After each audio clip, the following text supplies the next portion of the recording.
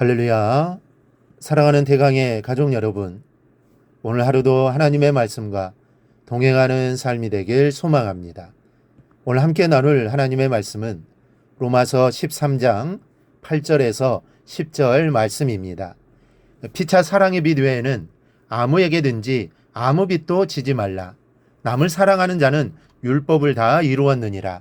간음하지 말라, 살인하지 말라, 도둑질하지 말라, 탐내지 말라 한 것과 그 외에 다른 계명이 있을지라도 내 이웃을 내 자신과 같이 사랑하사 하신 그 말씀 가운데 다 들었느니라.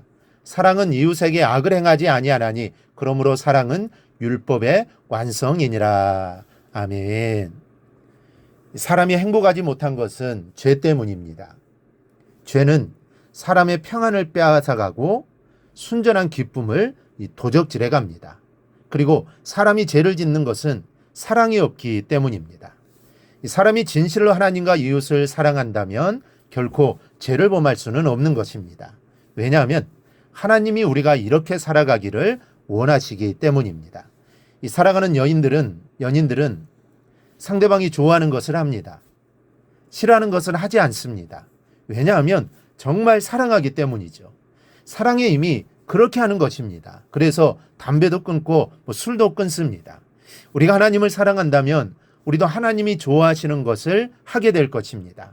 그것이 바로 죄를 짓지 않는 것입니다. 그런데 이것이 하나님뿐만 아니라 이웃에게도 동일하게 적용이 됩니다.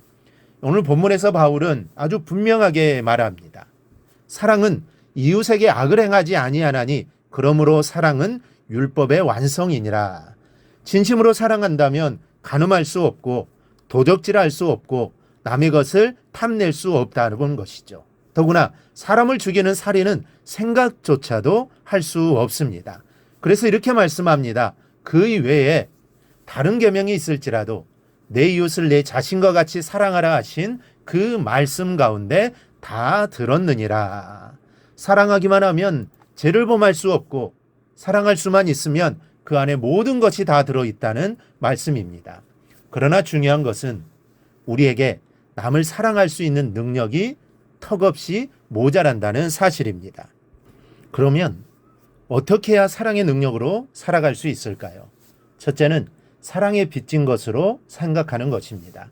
우리는 사랑을 빚진 것으로 생각하는 것이 아니라 당연한 것으로 생각할 때가 많습니다.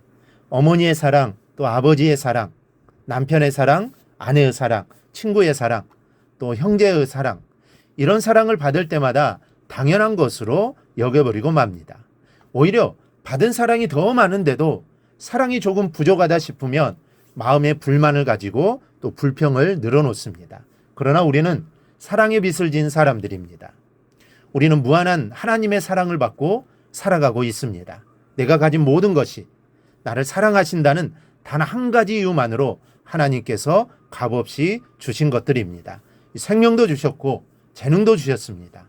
지혜와 능력도 주셨습니다. 가정과 가족도 주셨습니다. 그리고 가장 중요한 영원한 삶인 구원을 주셨습니다. 그러니 우리가 하나님으로부터 얼마나 많은 것들을 받았는지 모릅니다. 또한 살펴보면 우리는 하나님이 퍼부어 주시는 사랑의 세례를 받으며 살고 있는 것입니다. 풍부한 공기, 따뜻한 햇볕, 나무와 풀과 꽃들, 이 모든 것들을 만끽할 수 있는 우리의 몸의 기능과 또 마음의 감정들, 하나라도 하나님의 사랑이 아닌 것이 없습니다. 이렇게 받았으니 어떻게 살아야 할까요? 당연히 갚아야 합니다. 사람들로부터 내가 받는 사랑이 하나도 없다고 해도 우린 사랑의 빚을 진 사람이니 갚아주는 것이 마땅한 것입니다. 세상의 모든 사람들이 우리처럼 사랑을 빚으로 여기고 기회 있는 대로 갚아가며 살아간다고 생각해 보십시오. 이 세상이 얼마나 더없이 좋은 세상이 되겠습니까? 그러므로 우리 모두 하나님께 받은 그 사랑을 세상에 전하며 살기를 바랍니다. 그런데 가장 중요한 사랑은 복음입니다. 이 복음을 알지 못하는 사람들에게 전하며 살아가기를 바랍니다. 둘째는 어떻게 하나님의 사랑으로 살 수 있을까요? 하나님을 사랑하는 것입니다. 살다 보면 내가 도저히 사랑할 수 없을 것 같은 사람들을 만나게 되기도 합니다. 내 마음에 온갖 괴로움과 아픔을 주는 사람, 내게 손해만 끼치는 사람, 내 자존심이 허락하지 않는 사람, 이런 사람을 어떻게 하겠습니까? 하나님을 사랑하는 방법 외에는 없습니다.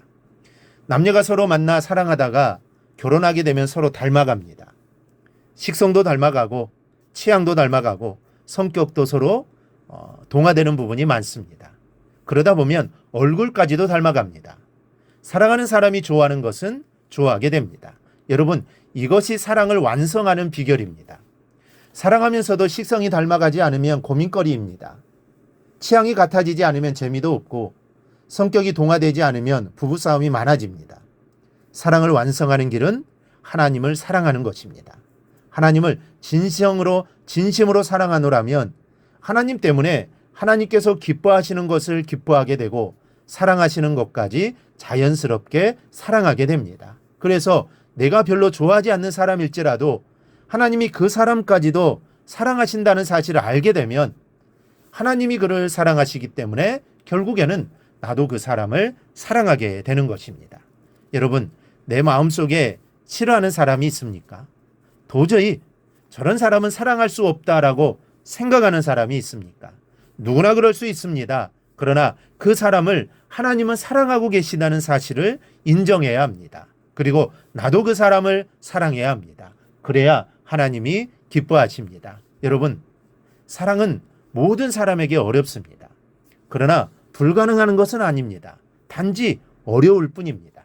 하나님은 불가능한 것을 우리에게 말씀하시는 분이 아닙니다. 가능하니까 사랑하라고 명하시는 것입니다.